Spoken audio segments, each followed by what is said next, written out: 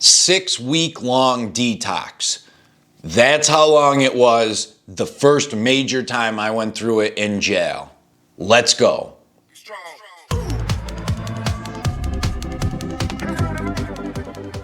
6-week-long detox. It sucked. Before I get into it, remember, Soberdogs does not promote or condone any drug use. These videos are for educational, informative, and entertainment purposes only.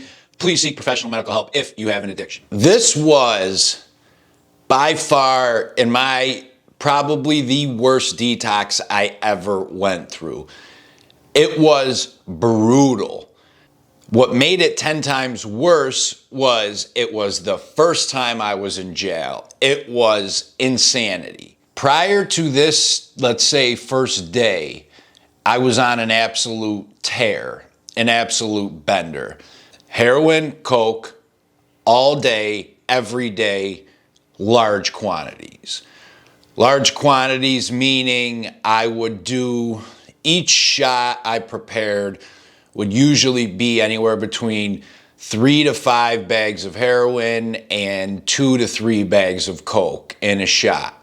I was doing that as often as I could throughout the whole day.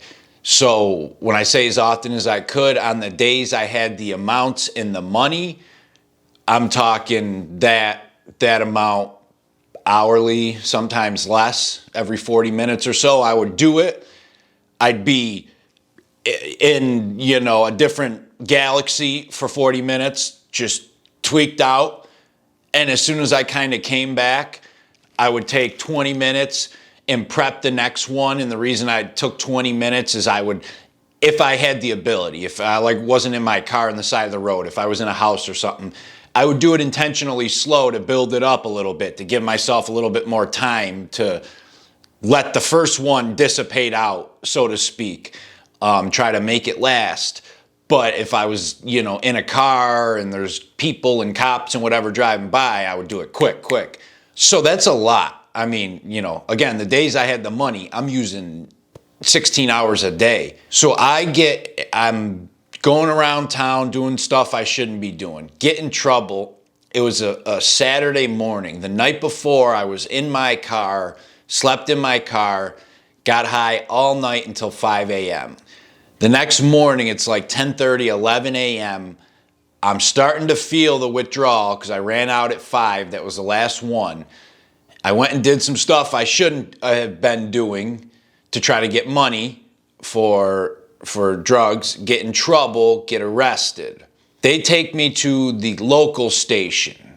It was Brighton at the time, Brighton Police Department. The cop sees this, he sees what state I was in. He was a nice guy, and he actually recognized me from high school football. Apparently, I played against his son. And I did very well in high school football. I was in the newspaper a couple times. I got Defensive Player of the Year for Monroe County. So basically, they didn't need to ask me, there was no interrogation. There was no papers on who's with you, this or that. I was a one-man show. They caught me red-handed doing, stealing what I was stealing. There was no BS getting out of it. It was basically like a pity. Like, I'm sitting there on the table like this, just, nodding and drooling and just sweating. And he just had pity and brought me a Coke and some crackers. And, so I go in the cell. I have no idea how long I was in there. I think it was like 3 hours. This is just a tiny little holding cell at the town police department. And they bring me to go in front of the judge to get arraigned. They had to call her in because now it's Saturday afternoon. She arraigns me, puts a giant bail on me. I remember standing in front of her just like this. Like, I didn't care what. She could have said, 50 years you're going to prison and a $100 million bail. And I don't think it would have really registered. Obviously, this is day one. She didn't have the ability to do that, but she did put a $100,000 bail on, and they put me, because I had other charges pending.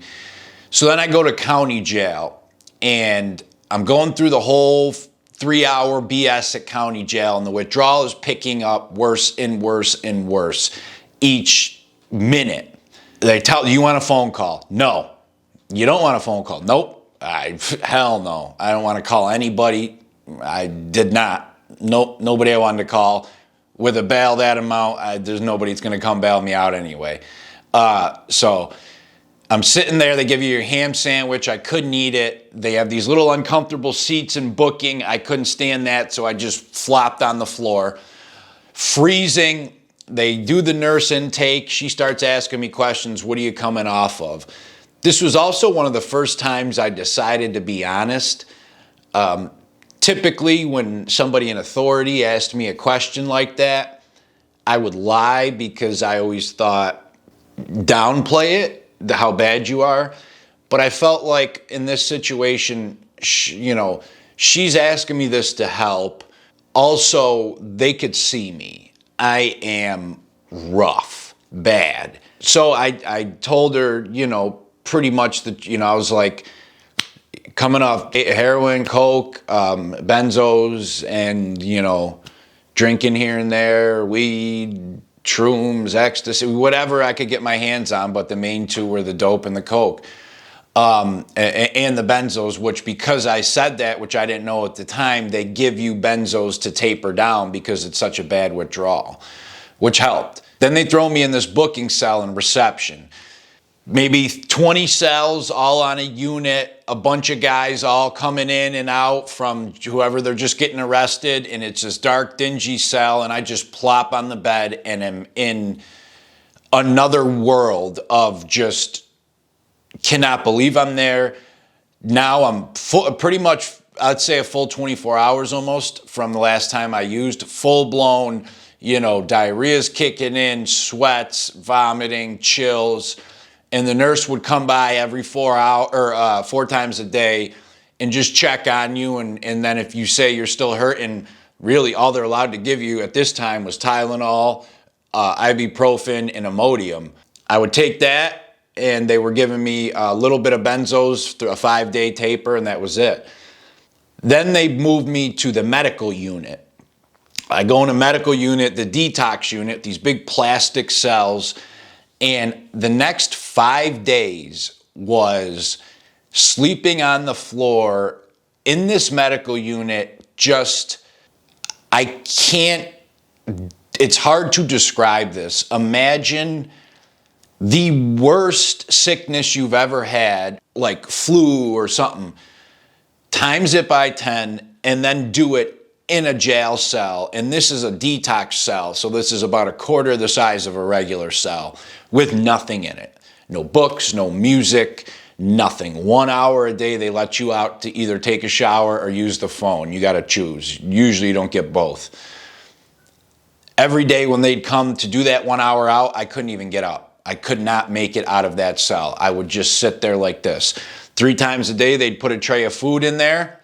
3 times a day, I'd kick the tray away, did not eat. After the 3rd day, they came to me and said, if you don't eat a piece of bread in front of us, we will forcefully take you out of here and put you on a food drip, IV food drip, or whatever, however they do it, a feeding tube. Hey, if you like Soberdogs content, hit that like, that subscribe. I really appreciate it. Me and Gemma would appreciate it. So I ate a piece of bread in front of them, kicked it away. Could not move. And I also, at the time, never been to jail more than a day. So I thought this was it. This is how jail is. I'm going to be here the next, 2, 3, 4 months, whatever. Day 5, they come and they're like, all right, you ready to go to a regular unit? I don't know. Sure. Bring me up to a regular unit. I walk in, it's a lot bigger. There's about 50 guys in there playing cards, shooting the shit. There's a guard standing there. You're in cell 37, 2nd tier, blah, blah, blah. Here's cleaning supplies. You want to clean your cell. Okay. Put my head down, walked upstairs, got stopped a couple times by a couple guys asking me, different things. You bring anything in? You got anything, bro? Where you from? Went to my cell. Dropped my stuff on the bed, fell on the floor, shut the door, passed out. The next 7 or 8 days, I did not move from that cell. I could not move. I could not do anything. I was throwing up all over the floor of the cell. Finally, that same guard came and was busted in my cell one day and was like, here's the deal, kid. Get the fuck up. You're gonna feel better if you come down and eat and do something. Get up, clean this cell up, and just like laid into me. He wasn't like a super prick about it. He was more like annoyed of it, but also like, I'm telling you, get up and eat. You'll feel better. I see this every day. And I finally did that because I had to. He was going to drag me out of there because I wasn't eating. I would go down every 3 days, have a piece of bread, and go back up. So go down, eat a little bit, walk around, and true to the word, I did feel a little bit better. But then came the mental stuff. So now that's about 2 weeks, 2.5 weeks of all that. Still physical, still feeling it, definitely, big time. And now the mental starts to kick in. And I'm sure it was worse because I'm now in jail, multiple felony charges, looking at a lot of bullshit. But the next 3 to 4 weeks was crazy mental withdrawal, like post-acute withdrawal, just insane of shaking, twitching, anxiety. I would randomly be sitting there and start dripping sweat just out of the blue on a perfectly comfortable day for everybody else. Buckets of sweat to the point where the guard told me, he's like, when you do that again, you got to take your chair after when I get everyone locked in. I'm going to let you stay out for 5 minutes. You got to wipe down whatever chairs you sat on because the other guys are grossed out by the amount of sweat on your chairs. So, like that bad. I remember it kind of specifically. It was about 5 full weeks to the day I got in there. I tried to go out to the gym to work out. I always worked out in the past. I liked working out. It made me feel good. I got a quarter of a pull-up in, maybe 1 push-up, and I walked around the track. They have this tiny little mini basketball unit. Walked around there maybe once, so it's probably like 50 feet around, maybe 70.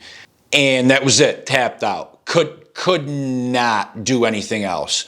Had just spent the last, I don't know how long of my life, just the only workout I did was It was bad, real bad. A week after that, I tried it again, and I finally, that's why I say 6 weeks, got a little mini workout in, ate good after that workout, and I kind of consider that the period when it ended. But there was still a lot of lingering effects here and there from that. But a solid 6 weeks of insane detox that I didn't think could last that long. I did not think, and I know a lot of it was mental, absolutely, but just brutal. And when you got these situations added on with the mental stuff, it makes any physical things that much worse. It sucked. That was a solid 21 days of physical withdrawal for me, and a full 40, 45 days of mental withdrawal. Bad. Big time. Even physical lasting on day 30, 35, 40 with the chills, lack of appetite, sweating, all that. It sucked, but well worth it to get through it. So that's a little bit more on detoxing and the worst 6-week detox I went through. Check out the other videos on the truth about being dope sick and why the mental part kicks people's ass. All right, K-Rugs the Soberdog, and I'm out. See ya.